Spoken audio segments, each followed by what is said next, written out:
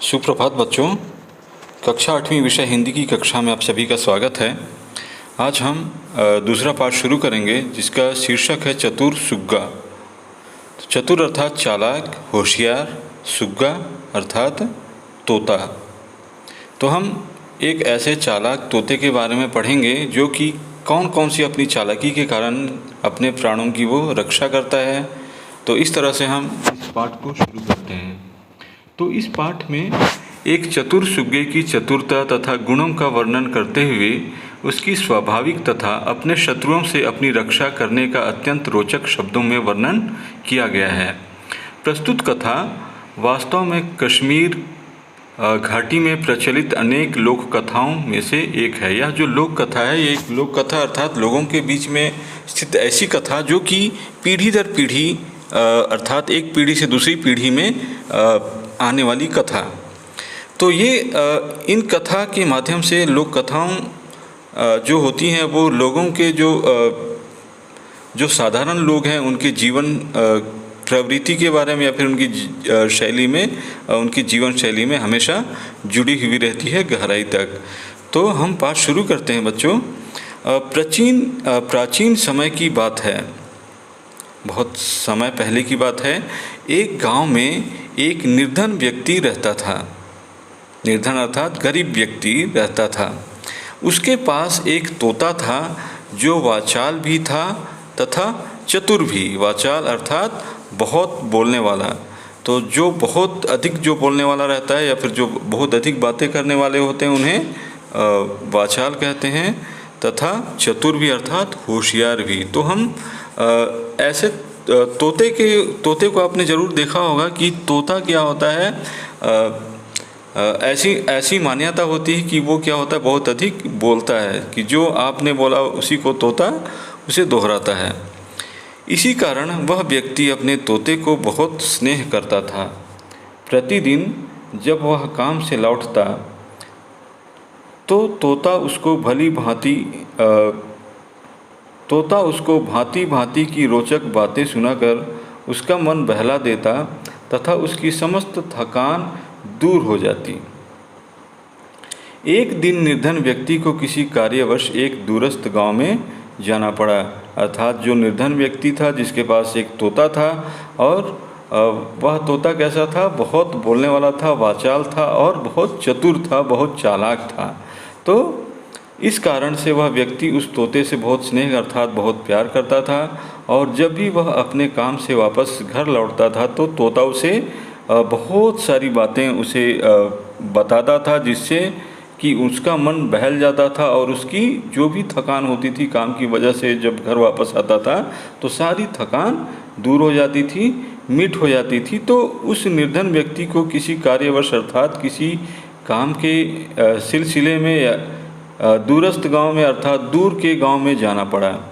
जाते समय वह अपनी पत्नी को हलवा बनाकर रखने का निर्देश देते हुए बोला, दोपहर के भोजन के लिए हलवा बना लेना। यदि मुझे आने में विलम्ब हो जाए तो आधा हलवा तुम स्वयं खा लेना तथा आधा मेरे लिए रख लेना, मैं आकर उसे खा लूँगा।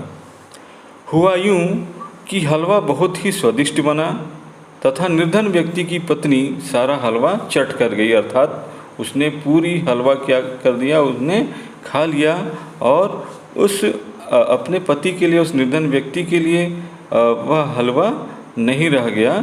जब उसका पति घर लौटा तो पूछने से पहले ही वह झूठ मूठ बोल उठी। अब जैसे उसका पति घर आता है वह देखती है उनके पति ने क्या कह के गए थे कि हलवा बना लेना और हलवे यदि समय यदि हो जाए, यदि देरी हो जाए तो स्वयं खा लेना, मैं आकर उसे खा लूँगा। चूँकि उनकी पत्नी ने क्या कहा, हलवा बहुत ही स्वादिष्ट बना हुआ था, तो जिसके कारण कि उसने पूरे हलवा को उसने स्वयं खा लिया था और कुछ भी नहीं बचा पाई। मतलब एक बार खाना शुरू करी, वो खाते खाते जब ख़त्म हुआ पता ही नहीं चला। जब उन्हें लगा कि भाई हलवा तो ख़त्म हो गया तो मैं क्या करूं, तो वह जैसे उनके पति को देखती कि लौट आया है तो वह उससे झूठ कहने लगती हैं। क्या झूठ कहती है, देखो कहती हैं, देखो जी क्रुद्ध मत होना, आपके लिए रखा हुआ हलवा बिल्ली खा गई, मैं फिर किसी दिन ताज़ा ताज़ा हलवा बनाकर आपको खिला दूँगी। पति को निराशा तो बहुत हुई, तथापि उस समय उसने चुप रहना ही उचित समझा और जो भी उसके आगे परोसा गया शांत मन से खा लिया। परंतु ज्यों ही वह अपने प्रिय तोते के समीप गया तो तोता बोल उठा, मालकिन आपसे झूठ बोला है, मालकिन ने आपसे झूठ बोला है। उसने सारा हलवा स्वयं खा लिया है, बिल्ली ने नहीं। मैंने सब अपनी आंखों से देखा था। तोते को अपने झूठ का रहस्य खोलते हुए सुनकर उसकी मालकिन झुंझला उठी। वह परेशान हो गई। झुंझलाना अर्थात परेशान होना। परंतु उसके पति ने घर का वातावरण सहज बनाए रखने हेतु उसे समझा बुझाकर शांत कर दिया। कहते हैं कि पापी की आत्मा उसे कभी क्षमा नहीं करती। अर्थात यदि कोई पापी व्यक्ति होगा या फिर जो बुरे कार्य करते हैं तो अंतरात्मा क्या करता है, उसे हमेशा बार बार उस पाप को याद दिलाता रहता है, जिस कारण कि हमेशा मन में ये लगने लगता है कि मैंने गलत किया है तथा उस गलती को छिपाने के लिए कुछ न कुछ गलत काम और कर देते हैं। अतः निर्धन व्यक्ति की पत्नी सदैव स्वयं को दोषी मानने का अनुभव करती रही। इसी कारण उसके मन में तोते के प्रति घृणा और क्रोध की भावनाएं बढ़ती चली गईं तथा उसने उस पक्षी से पीछा छुड़ाने का निश्चय कर लिया, क्योंकि उसने जो कर्म किया था, जो उसने झूठ बोला था, और यह झूठ उसे उसकी जो आत्मा थी वो बार बार कहती थी कि तुमने गलत किया है अपने पति के साथ, तो वह अपने आप को अच्छा अनुभव नहीं करती थी, स्वयं को दोषी मानती रहती थी, जिस कारण कि वह क्या कि उसे लगा कि इसी तोते के कारण उनका जो जीवन में क्या आ गया है, कष्ट आ गया है, कड़वाहट आ गई है, जिसके कारण कि अब उस पक्षी से अर्थात उस तोते से ही वह छुटकारा पाने का उपाय सोचने लगी। एक दिन अपने पति को बहुत ही प्रसन्नचित्त देखकर पत्नी अवसर का लाभ उठाते हुए बोली, मैं सोचती हूँ कि मैं अपने मैके चली जाऊंगी, क्योंकि आपको यह तोता मुझसे कहीं अधिक प्रिय है। सच पूछो तो मेरा उसके साथ यहाँ रहना असंभव है। आपको हम दोनों में से एक को चुनना होगा। यद्यपि निर्धन व्यक्ति तोते को बहुत चाहता था, तथापि पत्नी से अलग होना तो सामाजिक निंदा का विषय था। अतः मन मसोस कर वह तोते से छुटकारा पाने के लिए सहमत हो गया। अर्थात एक दिन जब उनकी पत्नी ने उन्हें देखा कि उनके पति बहुत ही खुश हैं, तो अपने पति से कहती हैं कि वह अपने मैके चली जाएगी। और क्यों चली जाएगी? क्योंकि तोता उनके पति को उनसे अधिक प्रिय है। तो वह यह भी कहती हैं कि तोते और उसका और तोते का साथ रहना बड़ा मुश्किल हो चुका है। तो अपने पति से कहती कि दोनों में से आप एक को चुन लें, या फिर मुझे चुन लें, या फिर अपने प्रिय तोते के साथ रहें। तो क्योंकि जो निर्धन व्यक्ति चाहता तो बहुत था कि तोता उसके साथ रहे, परंतु यदि पत्नी से वह अलग हो जाता तो समाज में कई तरह की बातें होने लगती, जिसके कारण समाज में उसे निंदा झेलनी पड़ती। इस कारण वह मन मसोस कर अर्थात अपने मन को मार कर अर्थात अपने जो इच्छाएं हैं उन्हें दबाकर वह तोते से छुटकारा पाने के लिए वह क्या हो जाता है, राजी हो जाता है। अगले दिन प्रातःकाल ही वह तोते का पिंजरा लेकर घर से निकल पड़ा। पर्याप्त लंबी दूरी तय करने के पश्चात वह अपने देश की राजधानी में जा पहुंचा। वहां उसकी भेंट नगर के कोतवाल से हो गई। कोतवाल अर्थात नगर की रक्षा का देखभाल करने वाला का प्रमुख क्या है? कोतवाल है। क्या तुम यह सुंदर तोता बेचना चाहते हो? कोतवाल ने पूछा। जी हाँ, उस व्यक्ति ने उत्तर दिया, किंतु आप मुझे नहीं खरीद सकते। बात काटते हुए तोता बोला, मैं तो तुम्हें अपने प्रधानमंत्री के लिए खरीदना चाहता हूँ। कोतवाल बोला। तोता चुप रहा तथा कोतवाल उसके मालिक को साथ लेकर प्रधानमंत्री के भव्य भवन पर जा पहुँचा। कोतवाल ने प्रधानमंत्री के समक्ष तोते की प्रशंसा करते हुए उनसे तोते को खरीदने का अनुरोध किया, तो वे बोले, वास्तव में यह तोता तो हमारे महाराज के योग्य है, अतः हमें इसे उनके पास ही ले जाना चाहिए। तो अब चूँकि जो नगर का कोतवाल था, जो नगर की रक्षा का जो देखभाल करने का जो प्रमुख था, उसके पास निर्धन व्यक्ति आता है तोते को बेचने के लिए। तो उनसे पूछते हैं कि यह तोता क्या है, बेचना चाहते हो क्या? तो वो कहता है कि जी हाँ। तो बीच में ही तोता, जो कि वो क्या था, वाचाल था, जो कि बहुत बातूनी था, कहता है कि किंतु आप मुझे नहीं खरीद सकते। तो वह देखता है कि तोता कह रहा है, तो वह तोते से कहता है कि मैं तुम्हें अपनी प्रधानमंत्री के लिए खरीदना चाहता हूँ। प्रधानमंत्री अर्थात उस राज्य के प्रधानमंत्री के लिए वह खरीदना चाहता है। वह अपनी मंशा जाहिर कर देते हैं और इसी तरह वह प्रधानमंत्री के यहाँ जाते हैं और प्रधानमंत्री जब तोते को देखते हैं तो कहते हैं कि वह महाराज के योग्य है, अतः उसे उनके पास ही ले जाकर बेचना चाहिए। अतः वह तीनों राजा के महल में जा पहुँचे। राजा तोते को देखकर अत्यंत प्रसन्न हो उठा और उसने उसके मालिक से पूछा, क्या मोल दिया जाए तुम्हें इस तोते का? 10,000 रुपये महाराज। अपने मालिक के उत्तर देने से पहले तोता ही बोल उठा। तोते को अपने प्रश्न का उत्तर देते हुए सुनकर राजा उस पर मुग्ध हो गया। उसने प्रधानमंत्री को आदेश दिया कि वह राजकोष से तोते के स्वामी को उसका मुँह मांगा मोल दिलवा दे। जब राजा यह कहते हुए सुनता है कि तोता स्वयं बोल रहा है कि 10,000 रुपये अपनी कीमत स्वयं बता रहा है, तो राजा उस पर और अधिक मुग्ध हो जाता है और अपने प्रधानमंत्री को आदेश देते हैं कि राजकोष अर्थात राज्य के खजाने से उसे उसके मुँह मांगा मोल दिलवा दिया जाए। मुँह मांगा मोल कितना था? 10,000 रुपये। तोता तो मानो नरक से निकलकर स्वर्ग में आ गया। महल में उसकी राजसी ढंग से देखभाल होने लगी।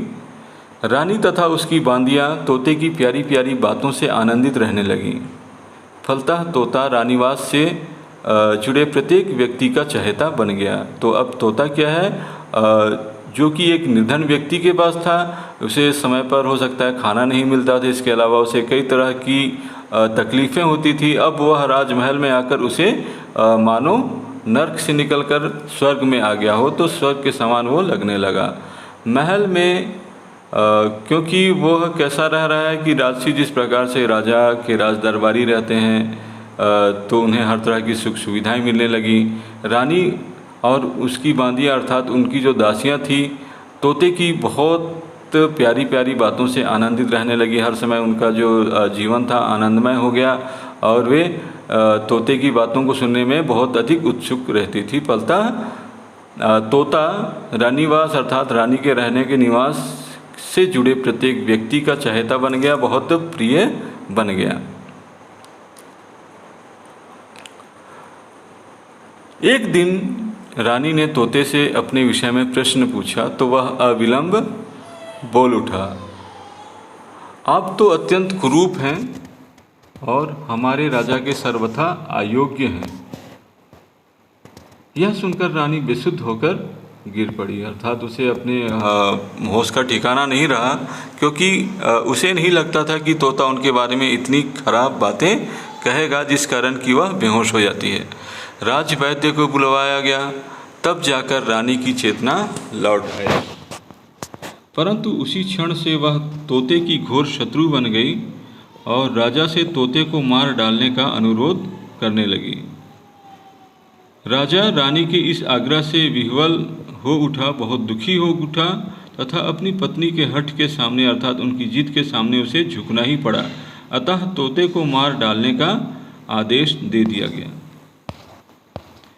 तोते ने राजा से अनुनय विनय करते हुए दिए गए मृत्युदंड को वापस लेने का आग्रह करने लगा, परंतु सब व्यर्थ सिद्ध हुआ।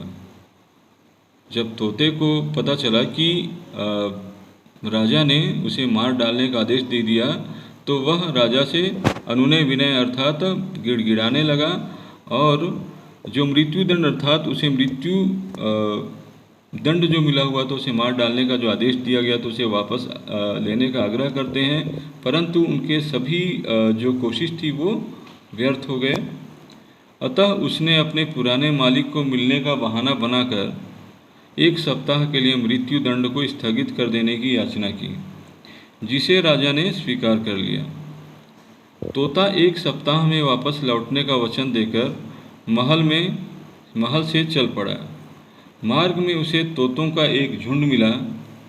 वे तोते एक दूरस्थ द्वीप की ओर जा रहे थे।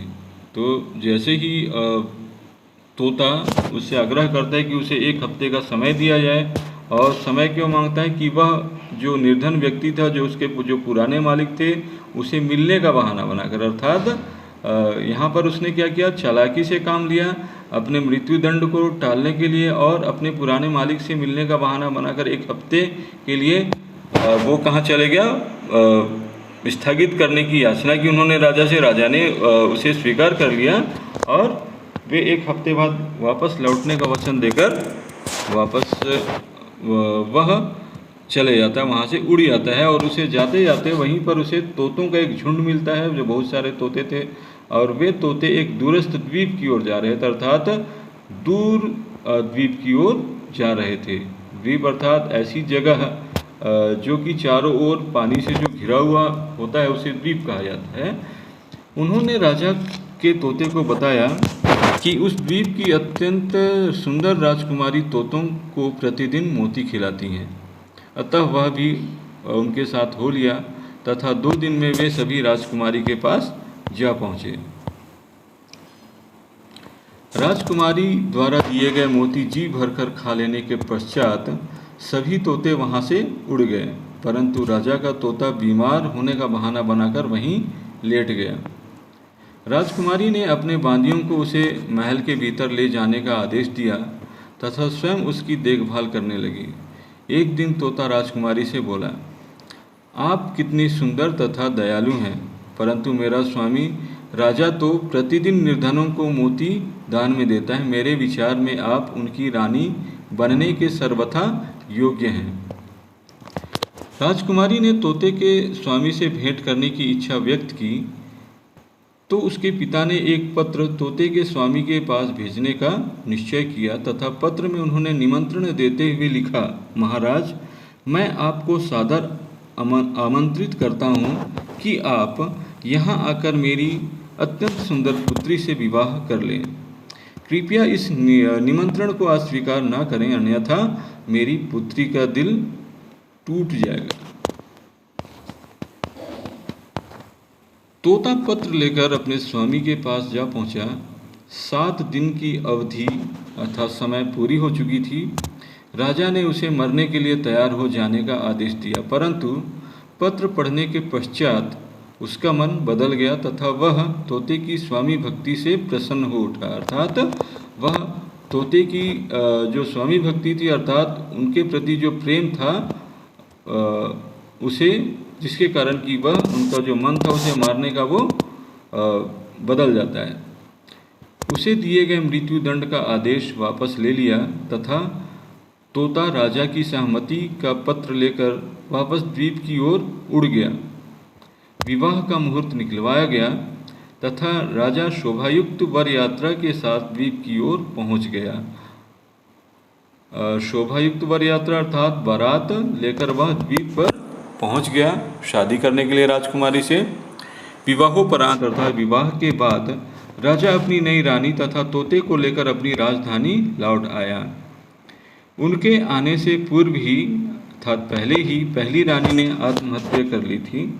अतः नई रानी के साथ राजा ने एक नया जीवन आरंभ किया, तथा तोते को पहले से भी अधिक मान सम्मान प्राप्त होने लगा। तो इस प्रकार से बच्चों ये जो कहानी थी आप लोगों को ज़रूर अच्छा लगा होगा। और इस कहानी में जो कि चतुर जो सुग्गा था, जिसने कठिन से कठिन परिस्थिति में अपने बुद्धि के माध्यम से, अपने चालाकी के माध्यम से उन्होंने उस स्थिति को टाल दिया, और फिर से वह अपने निर्धन जो मालिक था वहाँ से वह राजमहल आ जाता है, और राजमहल के बाद से वह जो राजदंड जब उसे मिल जाता है, मृत्युदंड मिलता है, तो वह अपने चालाकी के द्वारा ही वह अपने पुराने मालिक से मिलने का बहाना बनाकर वो वहाँ से निकल जाता है। तोते का झुंड उसे मिलता है। वे कहाँ जा रहे थे? वे एक दूरस्थ द्वीप में जा रहे थे, अर्थात दूर के द्वीप में जा रहे थे, जहाँ की जो राजकुमारी थी वह मोती तोतों को खिलाती थी। मोतियों और जी भर खा लेने के बाद जो बाकी जो तोते होते हैं वे सभी वहाँ से वापस उड़ जाते हैं, किंतु जो चालाक जो तोता था, जो सुग्गा था, वो वहीं रह जाता है बीमार होने का बहाना बनाकर। और राजकुमारी उसकी सेवा करती हैं। राजकुमारी से कहता है कि आप हमारे जो राजा हैं उनकी रानी बनने के लिए सर्वथा योग्य है। तो इस तरह से ये बात जब उस राजकुमारी के पिताजी को पता चलता है, राजा को वह निमंत्रण के रूप में अपने बेटी से, अपनी खूबसूरत बेटी से विवाह के लिए वह आमंत्रित देता है। राजा उस आमंत्रण को स्वीकार कर लेता है, बारात लेकर उस द्वीप में चले जाते हैं और फिर से वापस आकर वो अपने जो नया जीवन था अपनी खूबसूरत रानी के साथ में, उस नए जीवन को वो शुरुआत करते हैं और तोते को पहले से भी अधिक मान सम्मान अब प्राप्त होने लगा। तो ठीक है बच्चों, ये इतना ही पाठ था। और इसकी इस पाठ से जो कुछ कठिन जो शब्दावली हैं वे यह हैं। सुग्गा का अर्थ है तोता, वाचाल का अर्थ बातूनी, कार्यवश काम के कारण, विलम्ब देर, रहस्य का अर्थ है भेद, सदैव का अर्थ है हमेशा, निंदा का अर्थ है आलोचना, अनुरोध का अर्थ है आग्रह, आदेश का अर्थ है आज्ञा, अनुनय विनय अर्थात प्रार्थना, शोभायुक्त अर्थात सुंदर, वर यात्रा अर्थात बारात। तो बच्चों इसके अलावा जो भी इस पाठ में जो कठिन शब्द होंगे, जो आपको नहीं समझ में आया होगा, आप मुझे बताइएगा और जिसका अर्थ मैं आपको स्वयं बताऊंगा। यदि आपकी किसी भी प्रकार की जो संदेह है तो आप पूछ सकते हैं व्हाट्सएप के माध्यम से, जो कि मेरा जो पर्सनल जो व्हाट्सएप नंबर है उस पर आप व्हाट्सएप कीजिएगा। तो जो भी आपकी जो शंकाएं होंगी, संदेह होगा, उसका समाधान मैं प्रस्तुत कर सकूंगा। तो ठीक है बच्चों, आज के लिए इतना ही। हम अगली कक्षा में जो प्रश्न अभ्यास हैं उसके बारे में हम पढ़ेंगे, या फिर वो वीडियो होगा या फिर PDF होगा, जो कि आपके जो स्कूल के जो ग्रुप हैं उसमें अपलोड कर दिया जाएगा। तो ठीक है बच्चों, आज के लिए इतना ही। हम अगली क्लास में फिर मिलेंगे। इसी उम्मीद के साथ में आज का पाठ हम यही समाप्त करते हैं। धन्यवाद।